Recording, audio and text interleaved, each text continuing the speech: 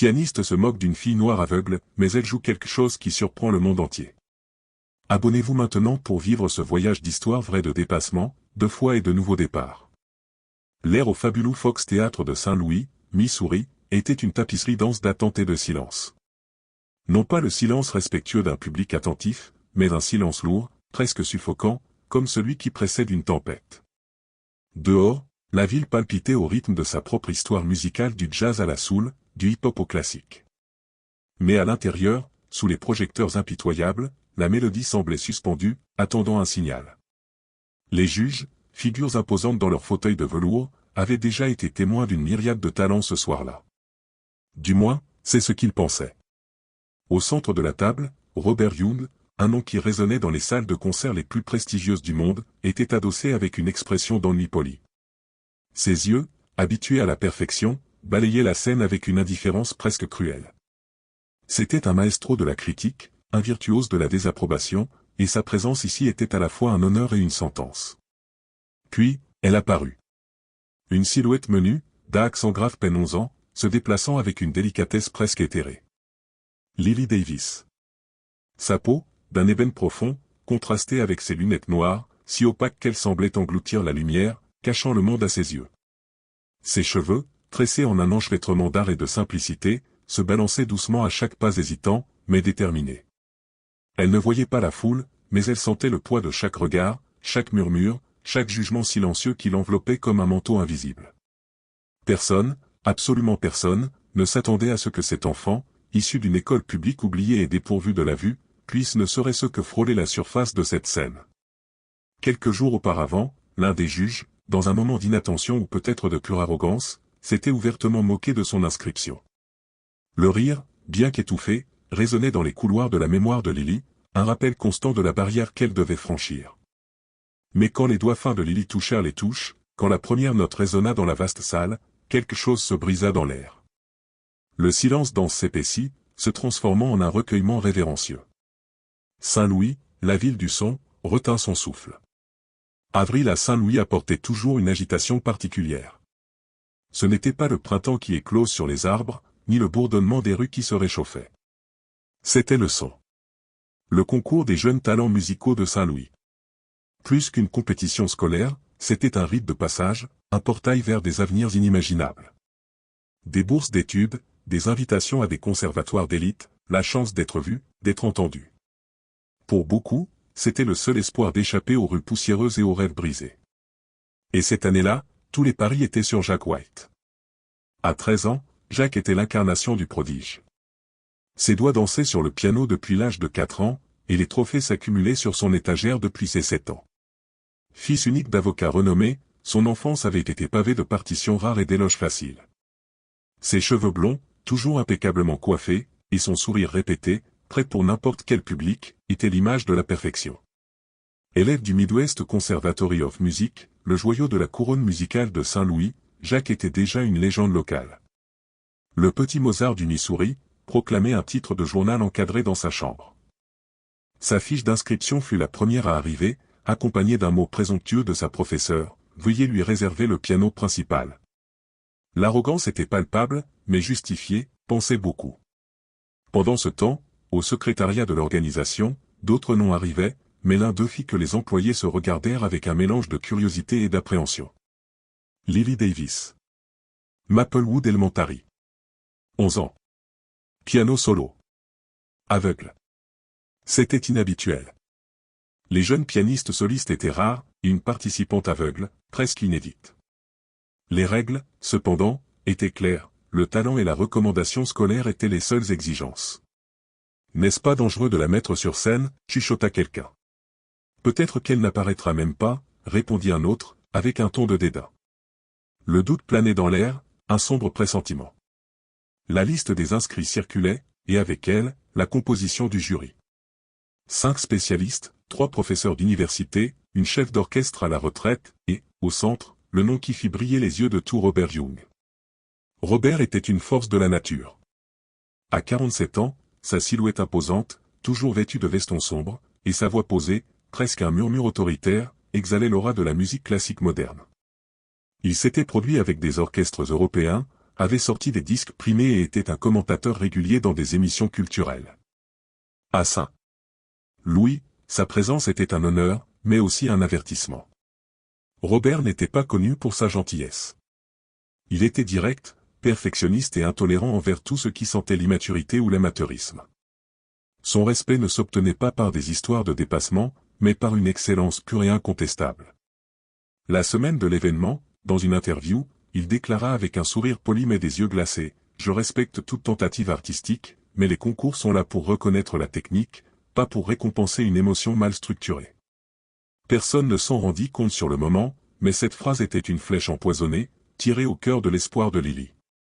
La nouvelle de l'inscription de Lily était déjà un murmure en coulisses. L'attente grandissait chaque jour.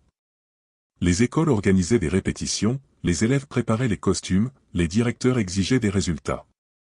Au Midwest Conservatory of Music, Jacques répétait dans des salles à l'acoustique contrôlée, sous la supervision de professeurs particuliers.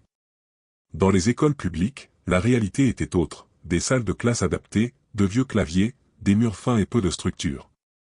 À la Maplewood Elementary, la situation était encore plus précaire. Le piano de la salle de musique avait des touches bloquées, et la professeure de musique s'était absentée pour des problèmes de santé. Malgré cela, l'inscription de Lily fut confirmée. Elle serait la représentante officielle de Maplewood. « C'est beau de voir quelqu'un essayer, disait-il. Laissez-la se produire. Ce sera symbolique.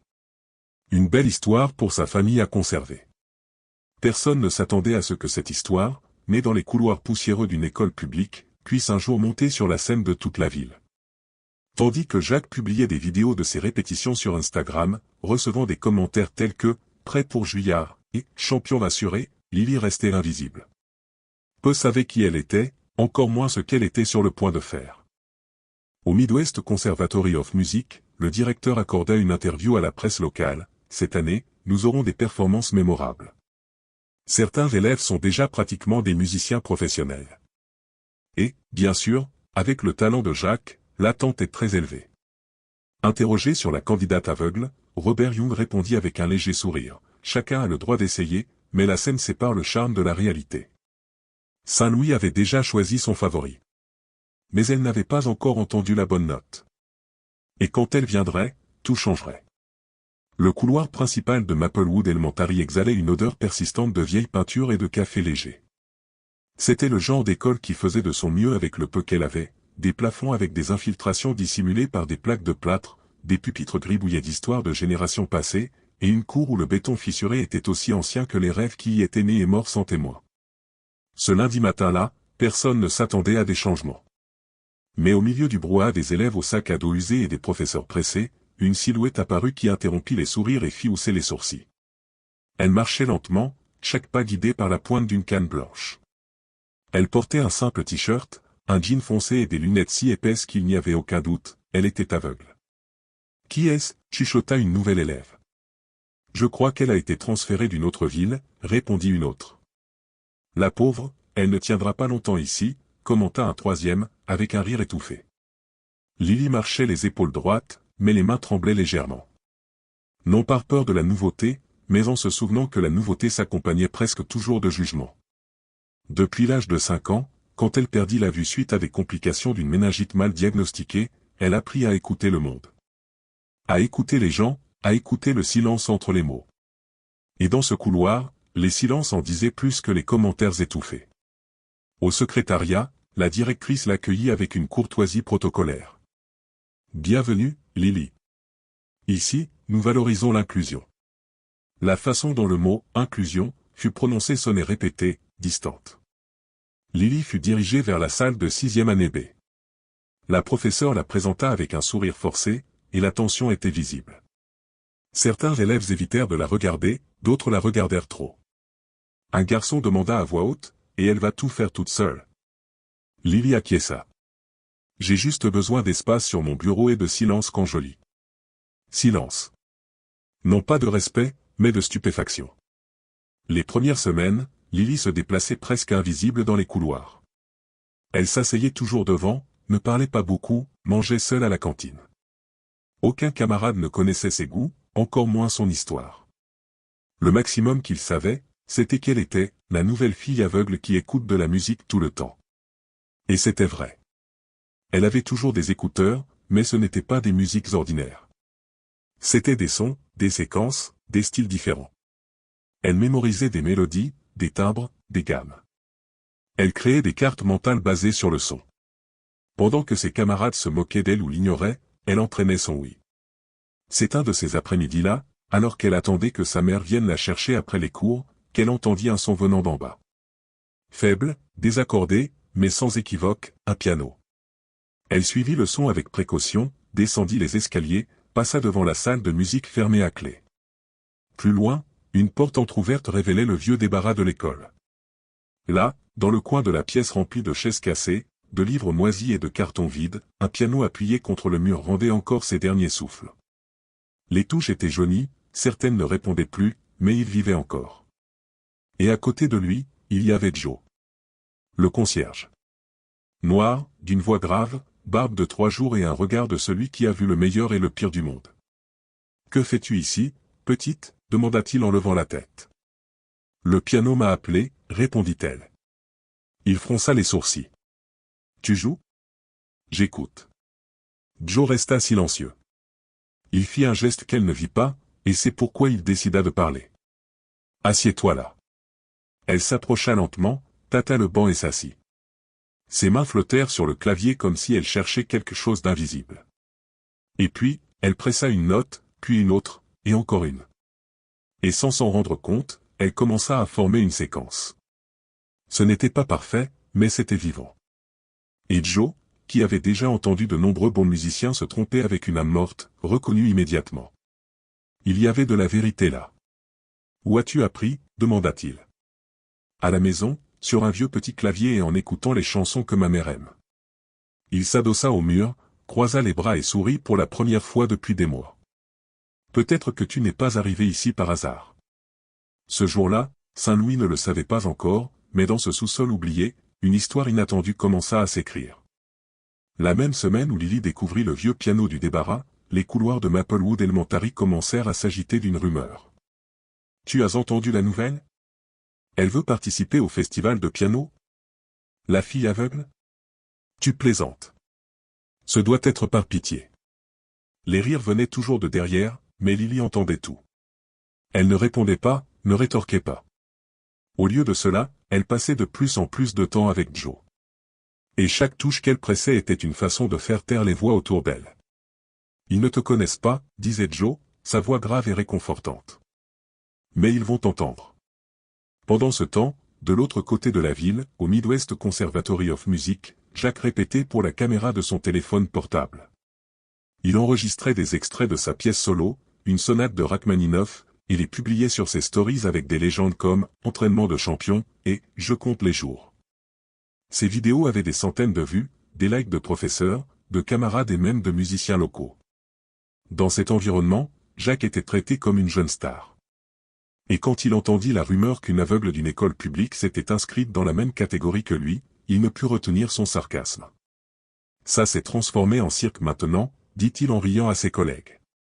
Bientôt, ils mettront un bébé en compétition aussi.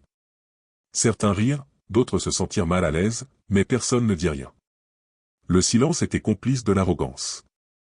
La première apparition publique de Robert Young depuis l'annonce des jurés eut lieu lors d'une interview pour la radio culturelle de la ville. C'était une conversation formelle sur le rôle de la musique classique chez les jeunes, mais au milieu de l'émission, le présentateur commenta « Il y a un murmure intéressant cette année. On dit que nous aurons une candidate aveugle parmi les pianistes solistes. Qu'en pensez-vous, maestro ?» Robert sourit comme quelqu'un qui réfléchit avant de dire quelque chose de poli, mais sa voix portait une ironie acerbe. « Je trouve cela admirable, vraiment, » fit-il une pause dramatique. Mais des concours comme celui-ci exigent plus que du courage. Ils exigent de la technique, de la présence, du contrôle de la scène. La musique est plus que de l'émotion, c'est de la précision. Le présentateur tenta de changer de sujet, mais Robert conclut, être aveugle ne fait de personne un pianiste, et avoir de bonnes intentions ne garantit pas non plus la compétence. La phrase fut élégante, mais pour qui y prêtait attention, elle fut cruelle. En quelques minutes, l'extrait de l'interview circulait déjà sur les réseaux sociaux. Dans le groupe de messages du Midwest Conservatory of Music, Jacques répondit avec 3 émojis d'applaudissements. Tout est dit, écrivit-il. Pas même besoin de concourir. À Maplewood, Joe écoutait l'interview sur son téléphone portable pendant qu'il nettoyait l'escalier de secours. Il s'arrêta, respira profondément et serra ses écouteurs. Puis, il se dirigea vers le débarras. Lily était déjà assise, jouant une douce adaptation de « Summertime ». Il attendit qu'elle finisse et dit, calmement, « Aujourd'hui, ils ont dit que tu n'étais pas pianiste. » « Qui ?» demanda-t-elle, imaginant déjà. « Quelqu'un qui pense que jouer, c'est seulement suivre des règles. Moi, je ne suis pas les règles. Alors, nous allons toutes les briser. » À partir de ce jour, les entraînements changèrent. Plus de rigueur, plus de défis. Joe commença à utiliser un métronome, enseigna les changements de tempo, le contrôle de la respiration et l'expression dynamique. Mais ce qu'il enseigna le plus, c'était la posture sur scène. Ils pensent déjà que tu vas te tromper. Ne leur fais pas ce cadeau. Je suis petite, Joe, dit Lily, sa voix ferme. Mais ta musique est grande et elle occupera toute la scène. Au Midwest Conservatory of Music, les répétitions se poursuivaient avec faste. Chaque jour, Jacques gagnait plus de soutien. Sa performance fut choisie pour clôturer la soirée, et toute la ville commentait déjà qu'il serait la grande vedette. Au fond, l'événement commençait à devenir un spectacle prédécidé, des jurys favorables à la technique, à la tradition, à la perfection. Le public partagé entre l'enchantement pour le prodige Jacques et la curiosité silencieuse pour la fille aveugle de Maplewood. Lors d'une répétition collective où tous les représentants purent découvrir la scène et tester le piano, Lily fut convoquée. Elle entra dans l'auditorium main dans la main avec un employé de l'école. Canne pliée, pas ferme. L'endroit était rempli de voix, de commentaires, de chuchotis. Et au premier rang, Jacques. Il la regarda, fit une fausse expression de surprise et dit assez fort pour que tout le monde entende, « J'espère que le piano a du braille. » Certains rirent, d'autres se turent. Joe se leva depuis les coulisses, mais Lily lui tint le bras calmement. « Non, Joe. Laisse. Je veux qu'il entende le son avant la honte. » Elle s'assit au piano. Elle ne joua que 40 secondes, comme l'exigeait le protocole de répétition, mais ce fut suffisant pour qu'un des techniciens cesse de parler, pour qu'une juge cesse d'écrire. Quand elle eut terminé, le silence fut plus fort que les rires. La présentation officielle n'avait pas encore commencé, mais la scène avait déjà reconnu qui avait la vérité et qui n'avait que la technique. Lily arriva tôt ce matin-là. Alors que la plupart des élèves se serraient dans le bus scolaire ou couraient pour éviter d'être en retard au premier cours, elle était déjà assise sur le banc du vieux débarras, la main posée sur les touches jaunies du piano. C'était le seul endroit où elle se sentait en contrôle. Là, personne ne l'interrompait, personne ne la mettait à l'épreuve. La musique ne lui exigeait pas d'expliquer son handicap. Elle se produisait simplement.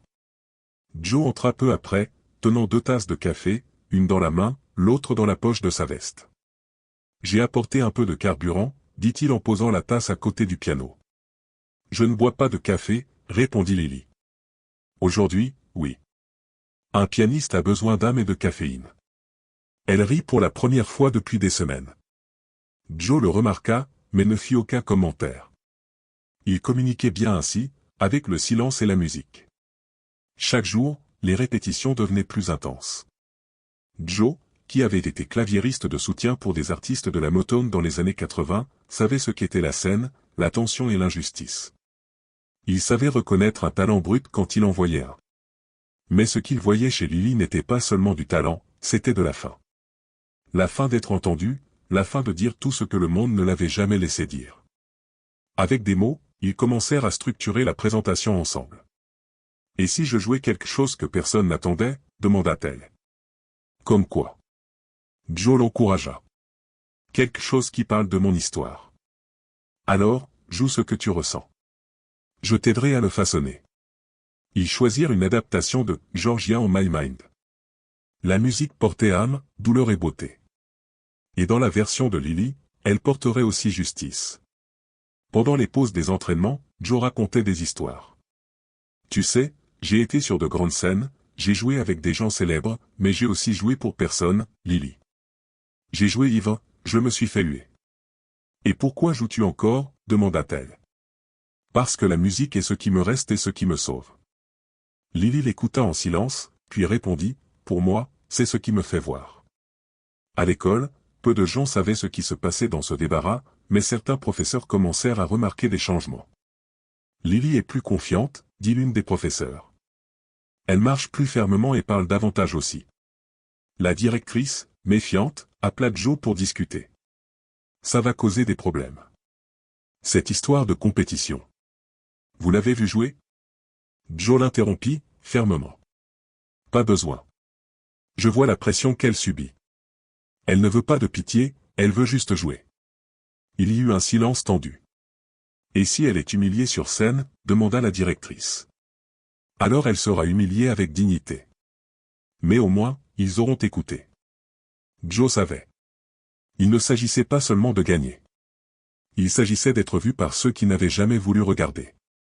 Lors des répétitions, ils commencèrent à pratiquer la performance comme s'ils étaient sur une grande scène. Joe plaçait une lampe de poche derrière elle, simulant la lumière de scène.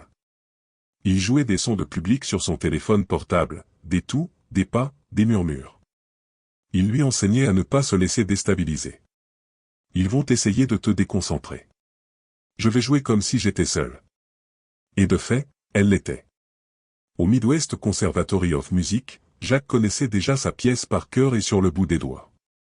Il jouait avec froideur, avec précision, mais sans âme. Les professeurs applaudissaient. Le public attendait son tour. Sur Internet, un nouveau mème commença à circuler, Lily au concours, avec l'image d'un chat marchant sur des touches. Elle le vit, resta silencieuse, mais demanda à Joe, « Aujourd'hui, je veux m'entraîner 2 fois plus. » Cet après-midi-là, ils jouèrent jusqu'au coucher du soleil. Ses mains tremblaient, mais ses doigts savaient le chemin, non pas par les touches, mais par le cœur. Quand ils eurent terminé, Joe la regarda et dit, « Tu sais qu'ils ne vont pas t'applaudir au début, n'est-ce pas? » « Je sais. Mais ils devront se lever à la fin. » Elle acquiesça, ferme. Là, dans ce débarras oublié, quelque chose d'inimaginable naquit, une présentation qui ne cherchait pas l'applaudissement, elle cherchait à faire taire le monde. Et quand cela se produirait, même le pianiste le plus arrogant de Saint-Louis devrait écouter. Partie 5, le défi silencieux. La ville respirait l'attente. Les affiches du concours des jeunes talents musicaux de Saint-Louis étaient partout, arrêts de bus, réseaux sociaux, vitrines de magasins. Et parmi tous les visages affichés, un seul se distinguait, Jack White, piano solo, Midwest Conservatory of Music. Chemise blanche impeccable, blazer bleu marine, regard confiant. Le jeune prodige.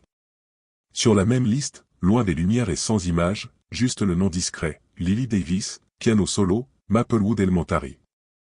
Aucun détail, aucun éclat, aucune attente. Cette semaine-là, Jack commença à se sentir invincible.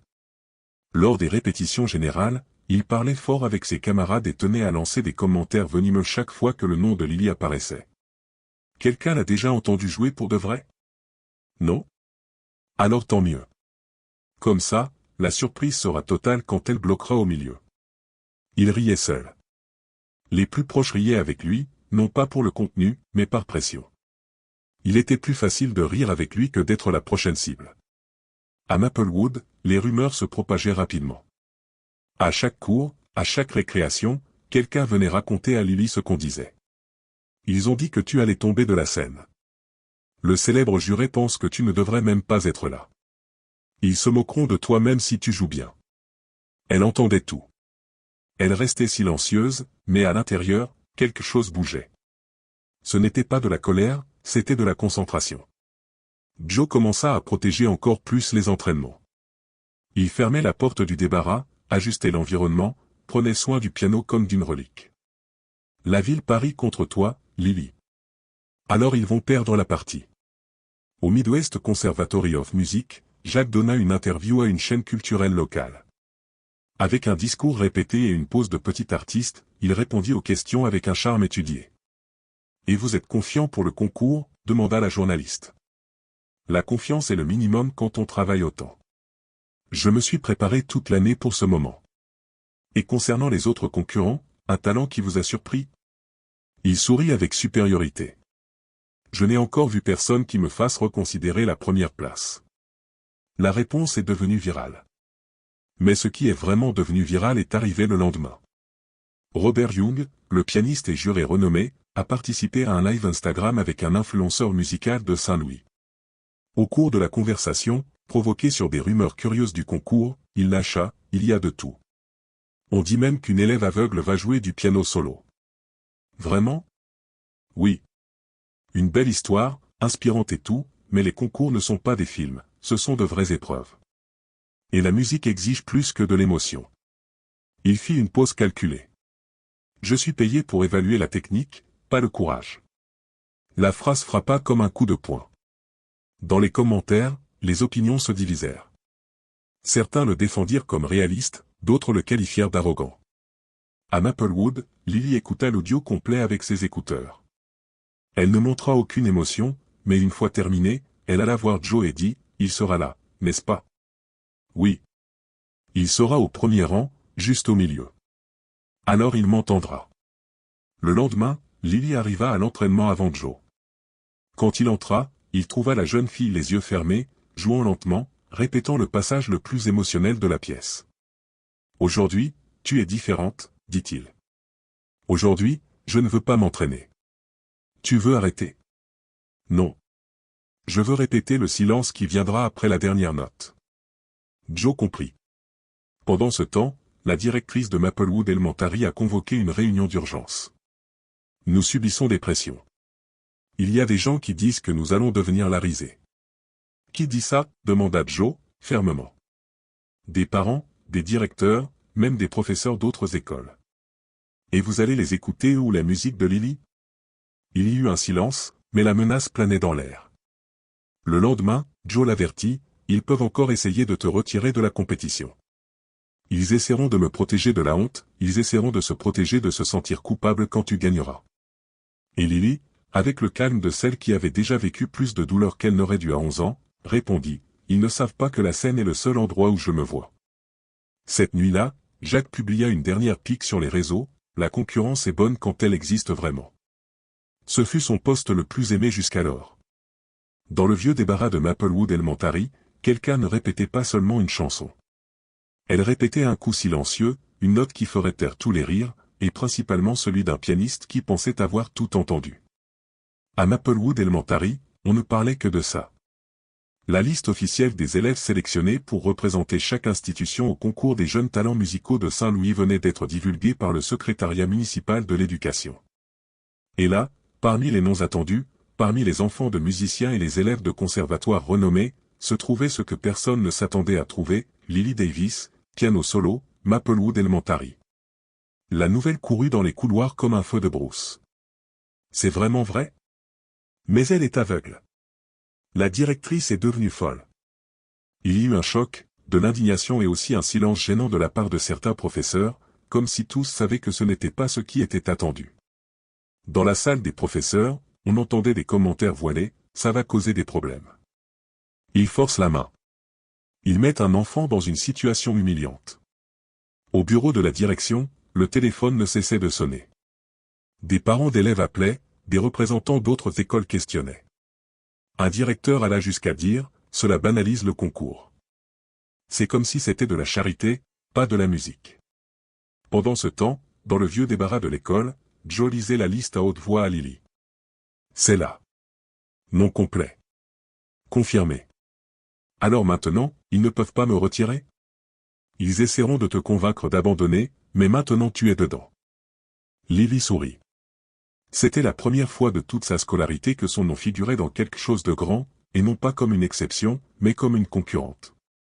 Cependant, la nouvelle n'apporta pas seulement de la visibilité, elle apporta aussi son lot de poids. La direction de l'école reçut un courriel de l'organisation du concours, rappelant la responsabilité de garantir la sécurité et l'accessibilité pour les participants en conditions spéciales. Le message, bien que poli, laissait entendre un sous-texte, si quelque chose tourne mal, c'est de votre faute. La directrice appela Joe pour parler. Je ne voulais pas ça, Joe. Et elle le voulait plus que tout.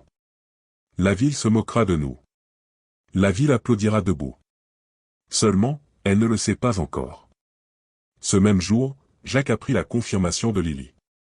Il était à la cantine du Midwest Conservatory of Music lorsqu'un camarade lui montra la liste. Il lut, resta silencieux quelques secondes, puis éclata de rire. C'est officiel, alors. C'est devenu une blague. Il sortit son téléphone portable et publia une phrase dans ses stories. Le piano, c'est de la technique. Le courage, c'est pour les films de Disney.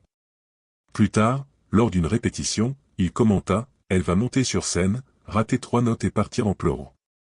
Je parie. Et si elle surprend, osa un garçon du groupe. Je quitte l'auditorium avant la fin, dit Jacques, sur un ton de défi. La phrase ne fut pas oubliée. À Maplewood, l'ambiance était tendue. La directrice hésitait. Les professeurs évitaient d'aborder le sujet. Mais Joe et Lily s'entraînaient avec plus d'intensité que jamais. Ils doutent de toi, Lily. C'est parfait. Ça me donne plus d'espace pour surprendre. Cette nuit-là, la mère de Lily rentra plus tôt de son service. Elle trouva sa fille assise dans le salon avec les écouteurs, répétant des passages de la chanson sur le clavier portable qu'elle utilisait pour s'entraîner à la maison. « Ma fille, je peux te parler ?»« Oui, maman. » Elle retira les écouteurs et tourna le visage, attentive. « Ils disent que ce sera difficile, qu'ils riront, qu'il vaut mieux que tu n'y ailles pas, et toi aussi tu le penses ?» demanda Lily. Sa mère hésita. Ses yeux s'embuèrent. « J'ai peur pour toi, c'est tout.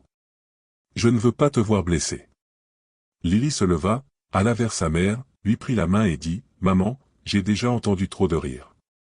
Je veux juste qu'une fois, ils se taisent. » Le lendemain, Lily arriva à l'école avec le même sac à dos usé, la canne pliée, les lunettes noires et la tête haute. Un groupe d'élèves se moqua d'elle dès qu'elle passa. « Il y aura un spectacle aujourd'hui. J'espère qu'elle ne se perdra pas sur scène. » Elle s'arrêta, tourna la tête dans la direction des voix et dit calmement, « Vous pouvez rire maintenant. Après, vous serez debout à applaudir. » Ce fut la première fois qu'elle répondit. Et cela suffit à ce que le silence tombe sur le couloir. Joe, en la voyant, ne dit qu'une phrase, « Aujourd'hui, tu as grandi de 5 mètres. » Ce jour-là, la nouvelle de la confirmation de Lily parvint à Robert Young. Le juré le plus respecté du concours lisait le courriel de la production lorsqu'il vit son nom. Il fronça les sourcils, s'adossa à sa chaise et murmura, « Vont-ils encore transformer ça en documentaire ?» Et avec un léger rire, il dit à voix basse, « J'ai hâte de voir. » Il n'avait aucune idée de ce qui l'attendait. Le fabuleux Fox Théâtre de Saint-Louis n'avait jamais été aussi rempli pour une simple répétition. C'était un jeudi après-midi gris, 3 jours avant le grand événement. Les finalistes du concours des jeunes talents musicaux de Saint-Louis avaient été convoqués pour la répétition technique officielle, 20 minutes pour tester le son, l'éclairage, l'entrée et la sortie de scène. Mais l'ambiance y était celle d'une finale de championnat. Les parents accompagnaient. Les techniciens du son ajustaient les microphones comme s'il s'agissait d'une première à Broadway. Et les jurys, bien que non obligés d'assister, étaient présents, surtout Robert Young. Assis dans le fauteuil central de la rangée la plus proche de la scène, Robert croisait les bras avec un air ennuyé et une légère ride de jugement au coin de la bouche. « Ce ne sont que des tests, » dit la productrice à côté de lui. « Les tests révèlent plus que les présentations, » répondit-il, sans quitter la scène des yeux. C'est là que le masque tombe. Jacques fut l'un des premiers à monter. Il portait une chemise de ville bleu clair, un pantalon beige et des chaussures cirées. Il paraissait plus vieux qu'il ne l'était. Son allure était confiante, son regard exercé. Il salua le technicien du son d'un « bonjour », calculé, ajusta la chaise du piano et jeta un coup d'œil au juré, en particulier à Robert. Il commença à jouer. Pas entièrement, juste les 2 premières minutes de sa pièce, mais ce fut suffisant pour impressionner. Technique propre, rythme exact, dynamique bien maîtrisée et, le plus important, sécurité. Quand il eut terminé, les applaudissements furent contenus par protocole, mais les sourires étaient visibles. Robert se contenta d'acquiescer de la tête, comme s'il confirmait quelque chose d'évident. Jacques quitta la scène, le torse bombé et un sourire moqueur. Sur le côté, il vit Lily assise, attendant son tour. Il passa lentement devant elle et murmura, « Bonne chance. J'espère que tu as appris le chemin jusqu'au piano. » Elle ne réagit pas. Contrairement à Jacques, Lily n'avait pas de tenue spéciale. Elle portait l'uniforme de l'école, chemise blanche, pantalon bleu foncé, chaussures ordinaires. Joe, à ses côtés, ajustait délicatement le bas de sa chemise. « Tu veux que je t'accompagne jusqu'au piano ? » « Non. Je veux le faire seul. »« Tu es sûr ? Ils pensent déjà que je suis fragile. Je veux leur montrer que je ne le suis pas. » Son nom fut appelé, Lily Davis, s'il vous plaît. Le théâtre se tut. Un silence tendu, curieux, presque inconfortable. Elle se leva. Plia sa canne, la rangea dans la poche de son sac à dos et fit le premier pas seul. Chaque pas sur scène était mesuré, ferme. Sa respiration contrôlée. Le monde entier semblait s'être arrêté. Elle atteignit le banc du piano, tâta le côté, s'assit avec une élégance discrète, posa ses doigts sur les touches et, pendant quelques secondes, rien. Seul le son du public ne respirant pas. Alors elle joua. Ce fut bref, juste 1 minute, mais suffisant pour laisser une trace de silence dans l'air. Les notes n'étaient pas parfaites, mais elles étaient senties. Il ne s'agissait pas de montrer de la technique. C'était un avertissement discret, profond. Quand elle eut terminé, personne n'applaudit. Ce n'était qu'une répétition. Mais le silence fut si intense qu'il ressembla à un applaudissement contenu. Lily se leva, se retourna pour quitter la scène et c'est alors que Robert Young lança, assez fort pour être entendu de tous, « J'espère que ton émotion sera plus juste le jour officiel. » La phrase fendit l'air. Certains rirent discrètement, d'autres le regardèrent déconcertés. Lily s'arrêta un instant, de dos, puis continua de marcher lentement, sans hâte, comme si ce n'était pas la première fois qu'elle avançait avec le monde contre elle. En coulisses, Joe l'attendait debout. « Tu as été magnifique. » Il a dit que. Commença Lily. « Laisse-le. Le son que tu as fait en a déjà dit plus que tous ces mots. » Ce soir-là, un technicien du son qui était à la répétition a publié sur Twitter, « Je ne sais pas ce qui va se passer samedi, mais aujourd'hui, j'ai vu quelque chose de rare. Une fille aveugle a fait taire un théâtre entier avec 1 minute de piano. » Le post a été partagé des centaines de fois, sans nom, sans vidéo, juste de l'émotion. La ville regardait, certains avec attente, d'autres avec mépris, mais tous, pour la première fois, prêtaient attention. Le jour de la présentation approchait, et même sans voir la scène, Lily était la seule qui semblait voir exactement ce qui allait arriver. Le samedi, le ciel de Saint-Louis était nuageux. Une brume grise planait sur la ville, comme si même le ciel hésitait, suspendu dans une attente contenue. Au Fabulous Fox Theatre, l'agitation était fébrile. Des agents de sécurité organisaient l'entrée, des bénévoles vérifiaient les listes d'invités, et les derniers ajustements techniques étaient effectués avec la précision d'un spectacle professionnel. C'était le jour du concours des jeunes talents musicaux de Saint-Louis. À l'entrée du théâtre, parents et professeurs se pressaient, beaucoup avec des fleurs à la main, d'autres avec des téléphones portables prêts à enregistrer chaque seconde. Le public était vaste, un mélange curieux d'attente sincère et de soif de spectacle. Et dans les coulisses, la nervosité était palpable, un courant électrique qui parcourait chaque fibre de l'air. Jacques arriva tôt, impeccable dans son nouveau costume, les cheveux soigneusement coiffés et la même posture arrogante que d'habitude. Il fut salué par 2 jurés et même par un chroniqueur culturel qui le reconnut.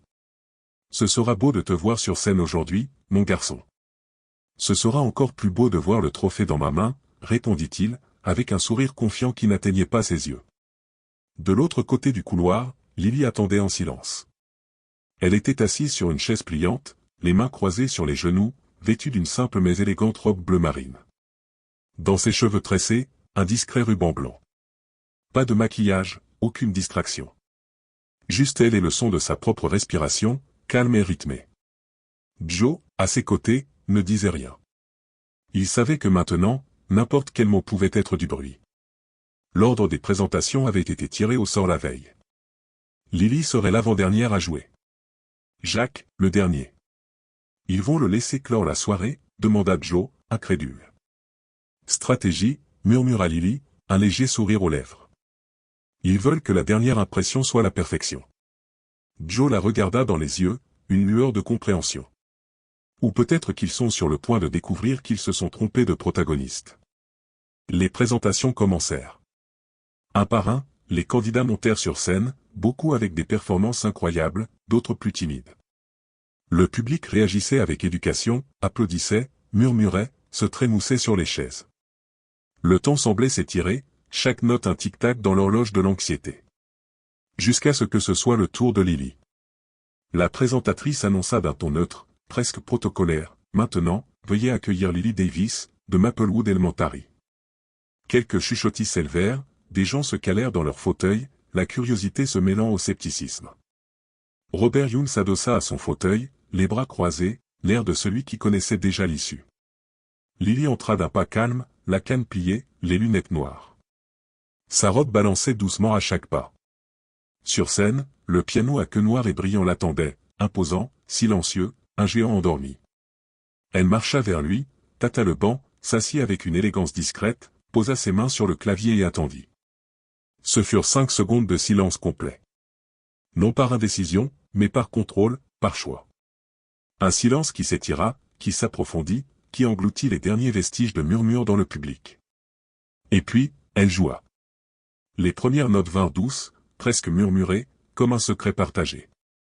Le public était encore en train de s'installer, certains avaient encore leur téléphone portable à la main. Mais quelque chose se produisit au 3e accord. Les murmures cessèrent. Les téléphones portables furent baissés. Et les yeux se tournèrent entièrement vers elle. Lily jouait avec un sentiment brut. Il n'y avait pas de théâtralité, pas de pause. Il y avait de la vérité. La mélodie grandissait avec le temps, des notes plus denses, des changements de tempo subtils, une respiration rythmée entre les doigts.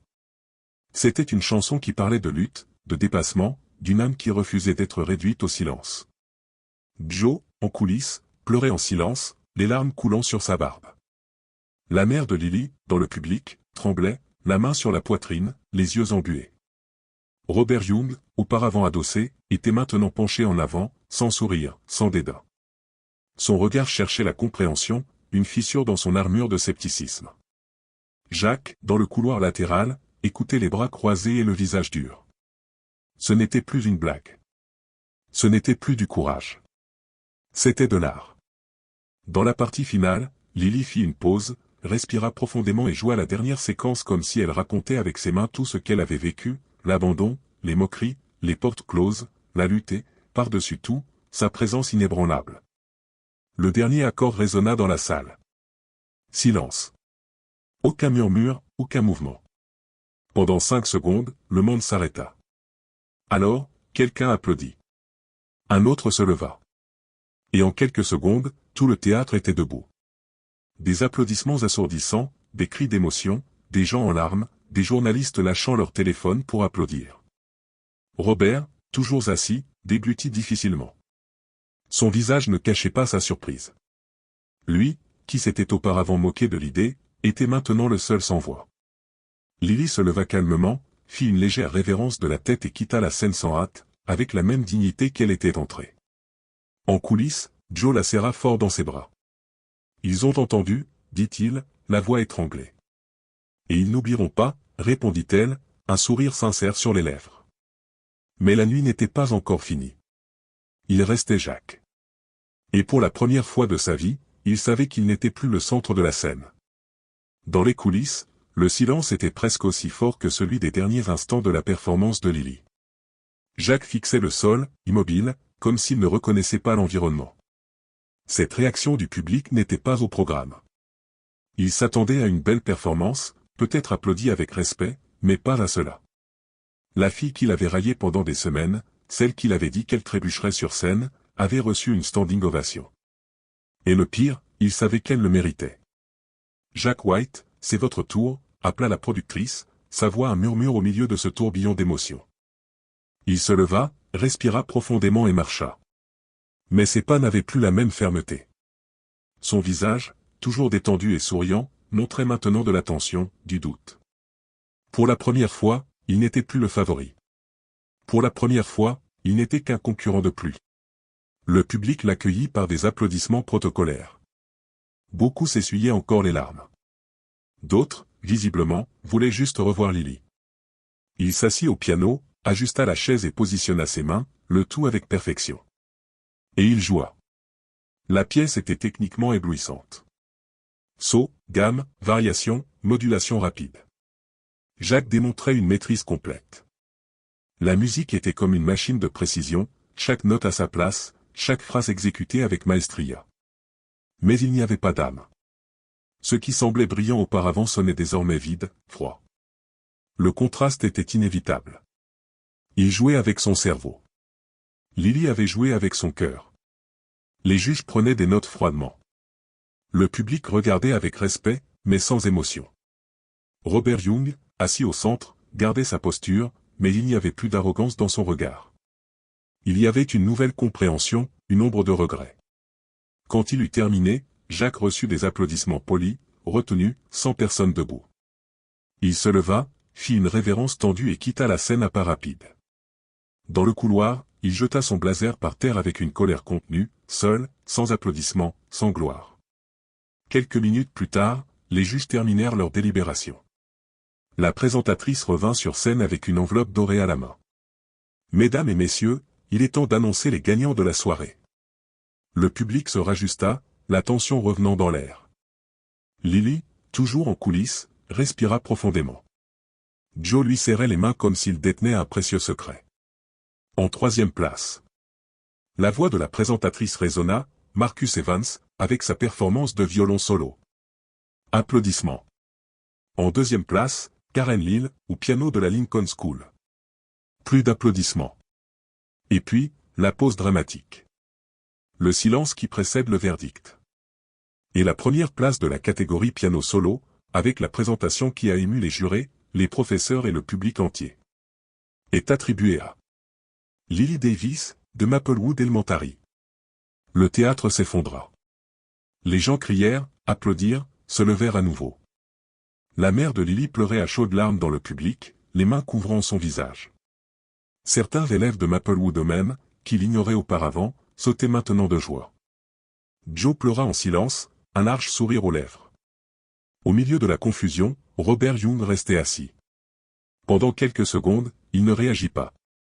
Puis, il frappa simplement des mains. 2 fois. Lente. Ferme. Une reconnaissance tardive, mais sincère. Lily monta calmement sur scène, reçut le trophée des mains de l'organisatrice et s'approcha du microphone. Elle n'avait pas répété son discours, mais parla d'une voix ferme, « Je ne vous ai pas vu, mais j'ai senti chaque note que j'ai jouée vous atteindre. Merci d'avoir écouté ma musique. » Le public répondit par une nouvelle salve d'applaudissements. En coulisses, Jacques avait déjà quitté les lieux. Il sortit par le côté, accompagné uniquement de son père, en silence. La défaite fut amère, mais nécessaire. Ce soir-là, Saint-Louis comprit quelque chose que peu reconnaissent facilement, la technique impressionne, mais la vérité transforme.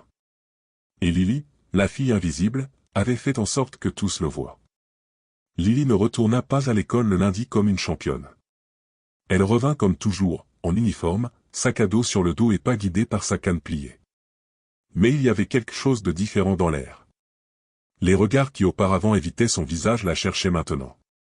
Les couloirs qui auparavant chuchotaient des blagues se taisaient maintenant quand elle passait. Et pour la première fois depuis qu'elle avait mis les pieds dans cette école, Lily entendit des sourires et non des rires. À la porte de la salle des professeurs, il y avait une affiche faite par les élèves de 6e année, « Félicitations, Lily.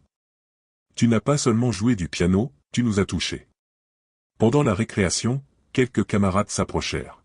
« Tu étais incroyable. Désolé si j'ai été grossier un jour. Pourras-tu m'apprendre un jour ?» Lily sourit avec humilité. Elle ne cherchait pas la célébrité, elle cherchait une voix. Et maintenant, sa voix résonnait dans chaque salle de cette école, même sans parler fort. La même semaine, la vidéo de la présentation est devenue virale. Un des techniciens du son l'avait filmée discrètement. La vidéo a été publiée sur un profil culturel local et, en 2 jours, a atteint 2 millions de vues. Les commentaires se multipliaient, « Je n'ai jamais pleuré en écoutant un enfant jouer jusqu'à aujourd'hui. Cette fille n'a pas besoin d'yeux pour montrer la beauté du monde. Elle a vaincu tout le monde, mais surtout elle a vaincu le silence. » Les invitations commencèrent à arriver. Conservatoires, projets sociaux, magazines de musique, festivals hors de l'État. Mais Lily refusa la plupart. Pas encore. Je veux continuer à m'entraîner avec Joe. J'ai encore plus à dire avec mes mains. À Maplewood Elementary, une petite rénovation fut effectuée. Le vieux débarras fut transformé en salle d'entraînement. Lily Davis. Le piano restauré. Une plaque sur le mur disait, où la vérité fut entendue pour la première fois. Joe, qui n'aimait jamais les hommages, ne put retenir ses larmes le jour de l'inauguration. Tu as tout changé, petite. J'ai juste montré le son qui a toujours existé. Personne n'écoutait avant. À l'autre bout de la ville, Jacques poursuivit ses études. Il participa à d'autres concours, en gagna quelques-uns, en perdit d'autres. Mais il ne se moqua plus jamais de personne. La défaite lui apprit quelque chose que les applaudissements n'avaient jamais enseigné, le respect. Et Robert Young? Quelques jours après le concours, il fut interviewé par un journaliste culturel. Qu'avez-vous pensé de la victoire de Lily? Il soupira, resta silencieux quelques secondes. Pendant des années, j'ai pensé que la musique était ce que l'on jouait. Cette nuit-là, j'ai compris que c'était ce que l'on ressentait. Et pour la première fois, il admit publiquement, je n'ai pas cru en elle, et j'avais tort. Lily, cependant, n'a jamais mentionné Robert, ni Jacques, ni personne qui s'est moqué d'elle. Elle n'a mentionné que le piano, la musique et sa mère, qui continuait à travailler 2 quarts de travail pour qu'elle puisse continuer à jouer.